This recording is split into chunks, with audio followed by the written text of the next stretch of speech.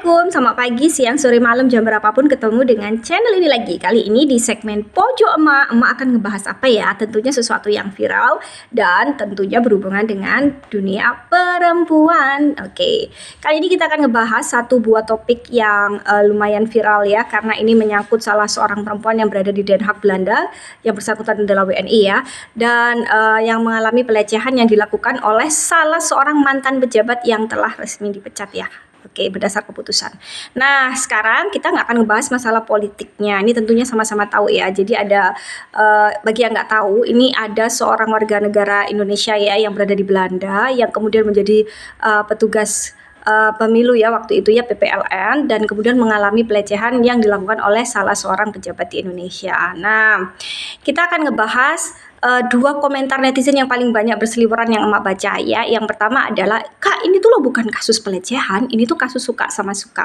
Terus yang kedua, ada juga komentar netizen yang mengatakan, "Loh, kenapa ya kalaupun ini pelecehan, kenapa ini nggak langsung dilaporkan begitu saja?" Oke, kita akan bahas satu persatu. Dari yang pertama ya, ini itu suka sama suka, bukan pelecehan. Oke, ladies dan para netizen baik budi budiman dimanapun berada. Pertama, pelecehan itu bisa menimpa siapa saja. Nih kita harus garis bawahi dulu ya, pelecehan itu bisa menimpa siapa saja, baik perempuan yang masih muda ataupun lelaki juga bisa ya, tapi kita ngomongin perempuan ya. Jadi perempuan di segala usia, di segala lini bisa mengalami pelecehan. Jadi nggak serta-merta wanita yang udah dewasa, udah matang, dia nggak mengalami pelecehan, nggak bisa begitu Kak, karena predator itu banyak dan setiap predator memiliki mangsanya masing-masing. Ada predator yang suka perempuan muda dan juga suka perempuan matang misalnya, seperti itu kan, kita tidak tahu ya Kak background mentalnya seseorang.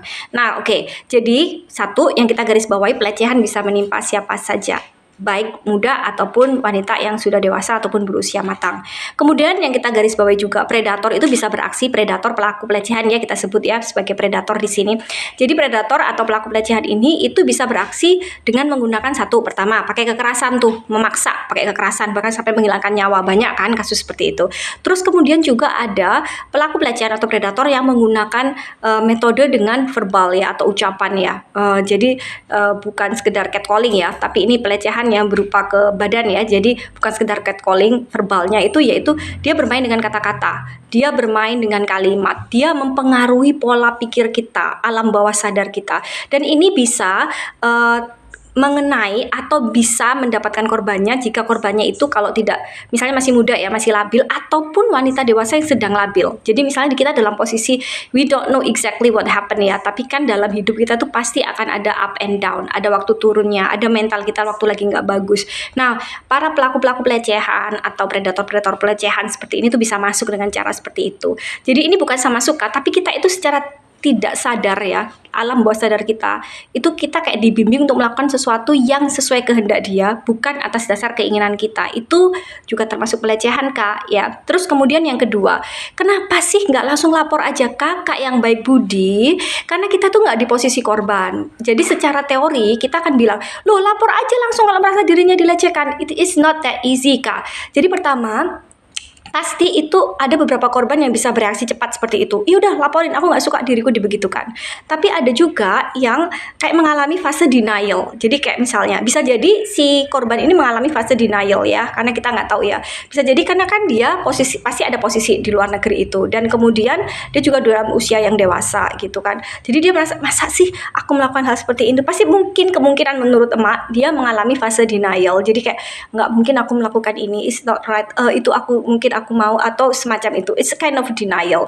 Dia tidak mencoba untuk membentengi dirinya dan mengatakan pada dirinya bahwa nggak mungkin itu pelecehan terjadi pada dirinya. Selain itu bisa juga karena faktor malu dan sebagainya. Jadi terjadi proses denial itu terhadap dirinya sendiri. Jadi untuk speak up sendiri itu Kak nggak bisa serta-merta pada hari H. Jadi ketika kita itu sudah mulai berpikir jernih, kita sudah mulai ngerti nih posisi kita, disitulah kita sadar, loh aku mengalami apa ya? Apa yang terjadi pada diriku ya? Sehingga pada saat titik itulah kemudian korban biasanya melakukan proses pick up atau berbicara atau menuntut keadilan terhadap dirinya. Bisa saja itu juga dialami oleh korban ini. Jadi apapun itu, garis bawah dalam program segmen emak kali ini, pojok emak, yaitu adalah oke, para ladies di luar sana, terutama para perempuan-perempuan yang mungkin sedang melihat konten ini, yuk kita kembali ke ke pemikiran awal ya. Yuk kita bela korban, kita saling lindungi, jangan hujat dulu, jangan menghakimi, tapi boleh hakimi pelakunya. Kenapa? Karena agar dia tidak menebarkan korban-korban berikutnya gitu. Bukan menghakimi ya, dalam artian untuk membentengi atau melindungi para perempuan-perempuan di luar sana agar lebih berhati-hati. Ada kasus ini terhadap orang ini, jadi cara tekniknya atau modusnya seperti ini, jadi harap berhati-hati. Oke, semacam itu ya. Jadi apapun itu, kita tetap dukung para perempuan, women support women ya. Oke, tetap semangat bagi para korban pelecehan di luar sana. Speak up, berani, juga jangan terlalu denial, hadapi dan kemudian let it go dengan speak up, berbicara lebih lantang agar para pelaku pelecehan dimanapun mereka berada itu tidak bisa melakukan modus operandinya lagi. Baik, sekian dari emak. Jika ada kurang kata atau apapun silahkan cek di kolom komentar ya. Misalnya ada topik mak bahas ini deh gitu, atau misalnya teman-teman ada punya any idea, share idea, ataupun nggak cocok atau nggak setuju sama pendapat emak juga let's discuss ya di kolom komentar. Terima kasih. Assalamualaikum warahmatullahi wabarakatuh. Sampai ketemu di topik kita berikutnya di pojok emak. Love you all.